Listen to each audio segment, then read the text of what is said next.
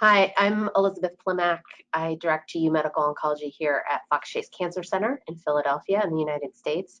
And it was my honor at this year's ASCO to discuss the JAVELIN 100 data as part of the plenary session. This trial is really impactful in the field of bladder cancer. It was a randomized trial taking patients who had responded to or achieved stable disease after platinum-based chemotherapy in the metastatic bladder cancer setting, and randomized them to receive maintenance of avelumab or best supportive care. And the expectation was that after best supportive care, which would represent a treatment break, patients would then go on to get second-line therapy if their cancer progressed.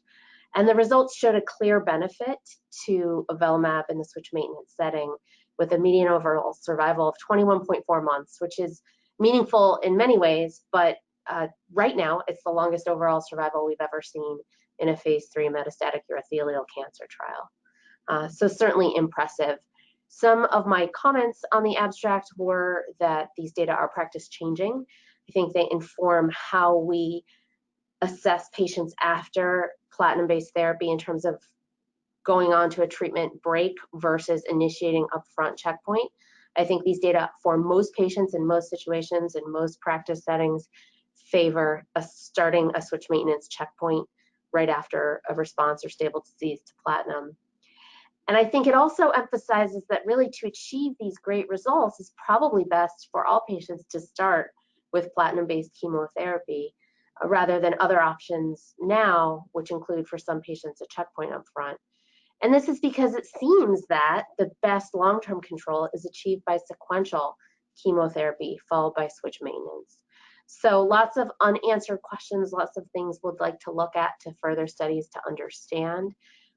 But I do think the JAVELIN 100 data sort of put a flag in the ground here for us in the urothelial community that this is a positive trial, it's a randomized trial, it was well designed, and it emphasizes a switch maintenance approach, which will be new for us in bladder cancer treatment.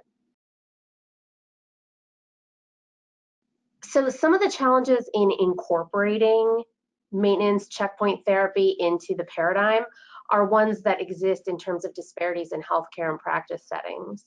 So for most practice settings, platinum is available, it's generic, it's been around for a long time, but checkpoint inhibitors are expensive and not available in all countries.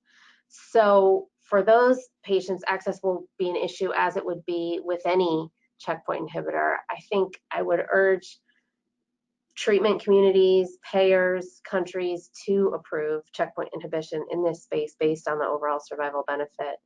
But I think that is one of the challenges. The other challenge when evaluating a patient who really would like a treatment break is to gauge their risk. So we did see from a separate study, an HCRN study, that overall survival could be the same if patients are guaranteed access to a checkpoint inhibitor after their treatment break. So there probably are patients who will do just fine waiting and not moving to switch maintenance right away. The challenge is we don't know who those patients are at the start, and we do know we will miss the opportunity to treat some patients if we wait. That being said, treatment breaks can be really important for patients, so this is something to be weighed on a patient-by-patient basis.